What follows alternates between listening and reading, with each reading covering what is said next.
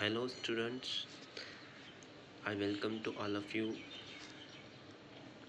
Uh, we have covered uh, background of various joining processes, or we can say metal joining processes, okay, or welding processes, and we have covered the classification of welding processes.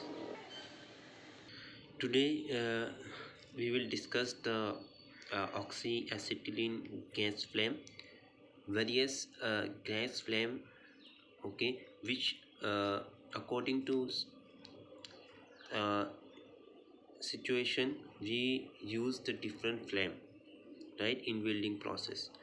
Okay, તો આજે આપણે ઓક્સી acetylene gas જ્યોત વિશે અભ્યાસ કરીશું. તો આમાં મુખ્યત્વે ત્રણ પ્રકારની ફ્લેમ છે. જમણી બાજુ તમે ફિગરમાં જોતા હશો ન્યુટ્રલ ફ્લેમ છે, સેકન્ડ છે કાર્બોરાઇઝિંગ ફ્લેમ ઓર એને કે એક્સેસ એસિટિલિન, જેમાં એસિટિલિનનું પ્રમાણ ઓક્સિજનની સાપેક્ષે વધુ હશે, અને છેલ્લી જે છે ઓક્સિડાઇઝિંગ ફ્લેમ છે, રાઈટ, જેમાં ઓક્સિજનનું પ્રમાણ એસિડિટીની સંદર્ભમાં વધારે સાપેક્ષમાં વધારે હશે, ઓક્સિજનની સાપેક્ષમાં, બરાબર, એસિટિલિનનું પ્રમાણ વધારે ઓક્સિજનનું પ્રમાણ એસિડિટીની સરખામણીમાં વધારે હશે. તો અહીંયા તમે જો ઓક્સિજન અને એસિડિટીના મિશ્રણને ટોર્ચના ટીપ ઉપર લાઇટરથી સળગાવતા જ્યોત મળે છે. તમે જોયું હશે વેલ્ડિંગની શોપ, યુ હેવ એક્સપિરિયન્સ કે જ્યારે ટોર્ચ સળગાય, જ્યારે ટોર્ચ છે વેલ્ડિંગની જે ટોર્ચ હોય છે એના આગળ આપણે લાઇટરથી સળગાવીએ તો આપણને શું મળે? જ્યોત મળે, રાઈટ. સારા પ્રકારના ધાતુના જોડાણ માટે બંને વાયુનું યોગ્ય મિશ્રણ ખૂબ જ અગત્યનું છે, રાઈટ. જ્યારે આપણે ધાતુને જોડવી હોય તો સારા ધાતુના જોડાણ માટે આ જે વાયુનું જે મિશ્રણ છે એમાં જે તમે જનરલી બે પ્રકારના બોટલ્સ જોયા હશે ત્યાં, રાઈટ. એક બોટલ હોય છે ઓક્સિજનનું અને બીજો બોટલ હોય છે એસિટિલિનનું, રાઈટ. જેમ આપણે વ્હીકલમાં તમે જે બાઇક ચલાવો છો એમાં ફ્યુલ તરીકે પેટ્રોલ વાપરો છો, એ જ રીતે વેલ્ડિંગ કરવા માટે આપણે ફ્યુલ તરીકે એસિટિલિન અને ઓક્સિજનનો ઉપયોગ કરીએ છીએ, રાઈટ. તો તમે બે બોટલ, એક ઓક્સિજનનો જોયો હશે ને એક એસિટિલિનનો જોયો હશે. તો આ બંનેનું મિશ્રણ અગત્યનું છે, રાઈટ, સારા ધાતુના જોડાણ માટે. હવે જુદા જુદા પ્રમાણમાં બંને વાયુના મિશ્રણથી નીચે મુજબ ત્રણ પ્રકારના જ્યોત મળે છે. આ બંને વાયુનું મિશ્રણ કેવું છે એ પ્રકારે આપણને જ્યોત મળે છે. તો એક છે ન્યુટ્રલ ફ્લેમ, સેકન્ડ છે કાર્બોરાઇઝિંગ ફ્લેમ અને થર્ડ છે ઓક્સિડાઇઝિંગ ફ્લેમ. એટલે અહીંયા તમે જોતા હશો જમણી બાજુ જે ફિગર છે એમાં આ છે ટોર્ચ ટીપ, રાઈટ. જે ટોર્ચ હોય છે એ ટોર્ચની ટીપ છે. આ તમે અંદરનો જે કોણ જોતા હશો, અંદર એક કોણ છે, નાનો શેપ કોણ જેવો છે, રાઈટ, એને ઇનર કોન કહે છે. અને જે આ જે બહારનો ભાગ છે એને આઉટર એન્વેલોપ કહે છે, રાઈટ. જે તમે આછા વાદળી કલરનો જોયો હશે, રાઈટ. તો જનરલી ઓકે, હવે વન બાય વન આપણે આ ત્રણેયને અભ્યાસ કરીએ. ફર્સ્ટ છે ન્યુટ્રલ ફ્લેમ. તો આ જ્યોતને તટસ્થ જ્યોત પણ કહેવામાં આવે છે. તમે વર્ડ પરથી સમજી ગયા છો. ન્યુટ્રલ એટલે તટસ્થ હોય છે, રાઈટ.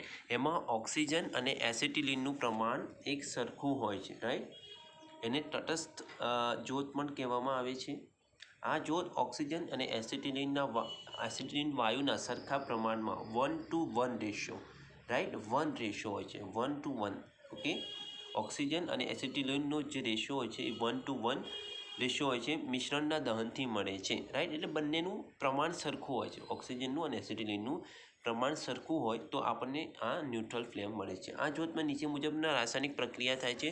તો આપણે રાસાયણિક પ્રક્રિયા જોઈએ તો એસિટિલિન C2H2, એનું કેમિકલ ઇક્વેશન છે C2H2 પ્લસ ઓક્સિજન. આ બંનેનું મિશ્રણ 1:1 હોય તો આપણને carbon monoxide 2CO plus hydrogen H2 મળે છે, રાઈટ. અહીંયા તમે ઇક્વેશન બેલેન્સ કરી લેજો, બરાબર. C2H2 પ્લસ O2, એસિડિન અને ઓક્સિજનનું જે દહન થાય તો આપણને carbon monoxide C2CO plus H2 મળે.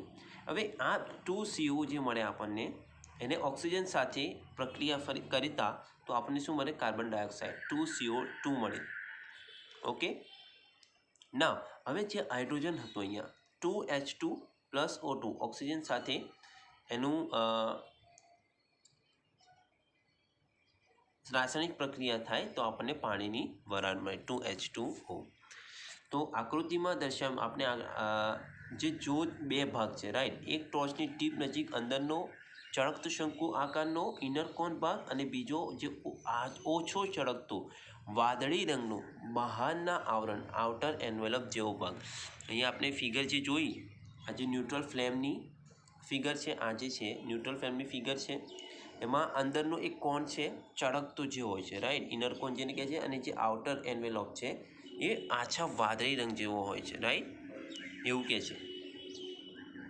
પ્રથમ ભાગ ગરમી ઉત્પન્ન કરે છે. જે અંદરનો કોણ છે નાનો એ ગરમી ઉત્પન્ન કરે છે. તેથી આ જ્યોતનું 3200 ડિગ્રી સેલ્સિયસથી 3500 ડિગ્રી સેલ્સિયસ સુધીનું તાપમાન મળે છે. આ જે ટીપ છે એ ગરમી ઉત્પન્ન કરે, અંદરનો જે કોણ છે એ ગરમી ઉત્પન્ન કરે છે અને એનું તાપમાન 3200 ડિગ્રી સેલ્સિયસથી 3500 ડિગ્રી સેલ્સિયસ હોય છે સુધીનું મળે છે, બરાબર. બીજો ભાગ એ પીગળેલ ધાતુનું ઓક્સિડેશન સામે રક્ષણ આપે છે.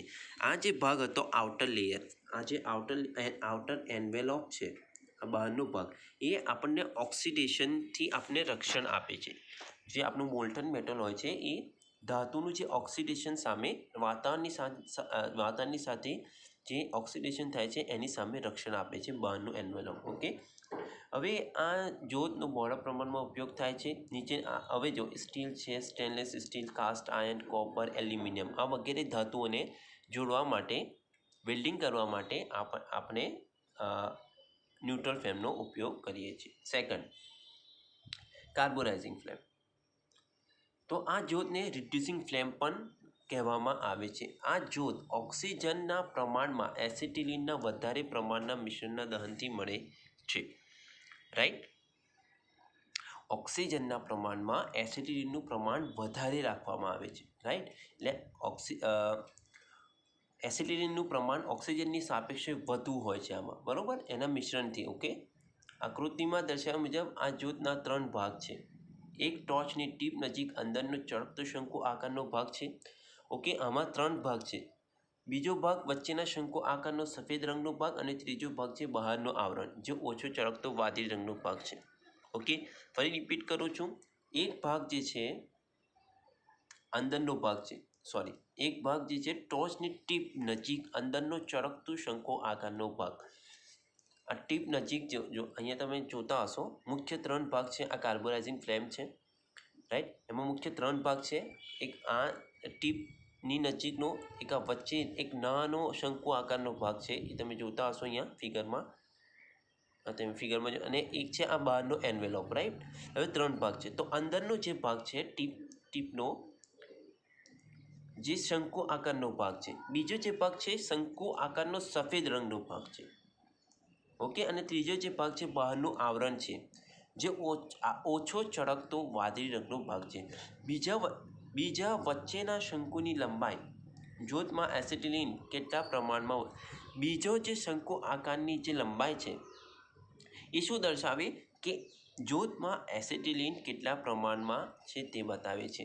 આ જે સેકન્ડ જે ભાગ છે તો એ દર્શાવે કે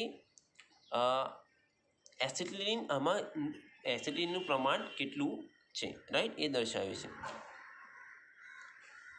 હવે આ જ્યોતનો ઉપયોગ મોનલ મેટલ, નિકલ, અમુક મિશ્ર ધાતુ, સ્ટીલ તેમજ સખત સપાટી મેળવવા બિનલોહ ધાતુના વેલ્ડિંગ માટે થાય છે. ઓકે, જેમાં આયર્ન ના હોય એવી બિનલોહ ધાતુનું વેલ્ડિંગ કરવા માટે થાય છે. અને ફાઇનલી જે ઓક્સિડાઇઝિંગ ફ્લેમ છે, આ જ્યોતમાં ઓક્સિજન અને એસિટિલિનના મિશ્રણમાં ઓક્સિજનનું પ્રમાણ વધુ રાખવામાં આવે છે, રાઈટ.